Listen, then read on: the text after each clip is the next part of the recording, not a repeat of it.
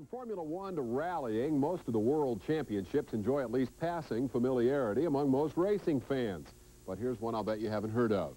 Near Nelsonville, Ohio, 400 stalwart enthusiasts rolled their motorcycles off the truck to battle for the Team Harescramble's Championship of the World. It's a world championship because the organizers said so, and the headquarters is the old abandoned service station right off Route 33. All season, these guys battle tooth and nail for the National Harescrambles Championship, and then at the end of the year, they form a bunch of two-man teams and race for the World Championship. It's more of a fun type of deal. We take it serious, but yet it's no points race or nothing like that, so it makes it fun. Well, Russell and his teammate Terry Cunningham are obviously dead serious about scoring their third win in 4 years as the field gathers for the explanation of the Le Mans start. Now, that adds the international flair that any event worthy of the name World Championship should have.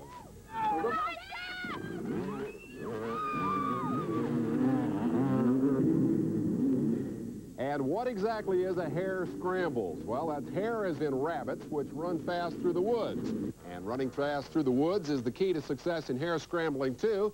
Though in harescrambling, you want to be careful not to run too fast for the corners that seem to pop up at the most inopportune moments. Things have been slow around this area since they relocated the highway, but there was lots of traffic on Sunday, some of it moving pretty fast, despite road conditions that ranged from slippery to very slippery.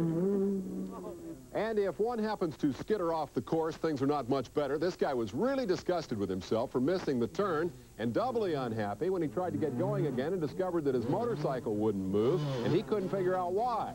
Fortunately, he'd picked a spot along this 7-mile-long course where there was a helpful safety worker close by, and he points out that the small tree sticking through the front spokes is probably the problem. Once that's out of the way, things work much more smoothly. Thanks a lot, buddy. See you next lap.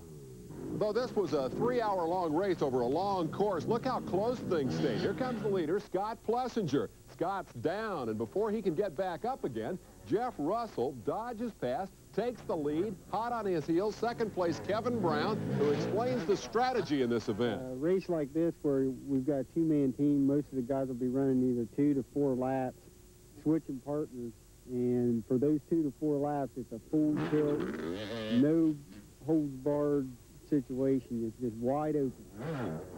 And there is wide open Gene O'Neill. That's Brown's teammate. His assault on that tricky mud hole worked a little better than the rather tentative approach of poor number 9 here, whose lack of momentum leaves him stuck on the exit ramp, and the fast traffic approaching from behind is paying absolutely no heed to the traffic cop.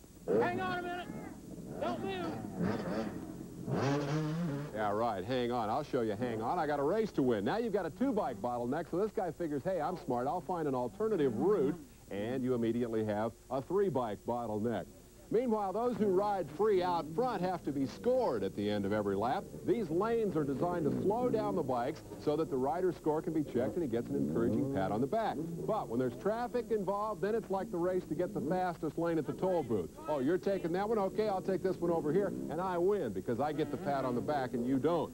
Now watch the rider change. Cunningham to Russell, they've got it down to a science. Terry hands over the team scorecard, then gives us a mid-race progress report. Oh, this is the most fun, especially on a day like today. You can't have any more fun. Right, Terry. This guy's going to watch the fun in a tricky ravine where wet leaves are the obstacle. The goal is to keep the rear wheel under you, the front end going in roughly the direction you're headed. The guy in the yellow, well, he does it pretty well. The guy in the red was doing pretty well till he bounced off the tree, and the guy in green warns his wheel against misbehaving, and then Kurt Huff dives in behind. Look who's here, still struggling. Number 9, Kurt takes the shortcut over the dead tree and keeps on trucking, but there's no catching Jeff Russell, who checks the interval at the finish, takes the checkered flag, the 3rd in 4 years and the 2nd straight for he and teammate Terry Cunningham. And how close was the finish? Here you go. After 3 hours of racing, the team of Brown and O'Neill less than 5 seconds behind at the checkered flag. Good job. Teammates. Where's the champagne? Pop the court. No champagne? Championship of the world? Oh, man. He'll kick in another $50 apiece. The overall champions, Terry Cunningham and Jeff Russell.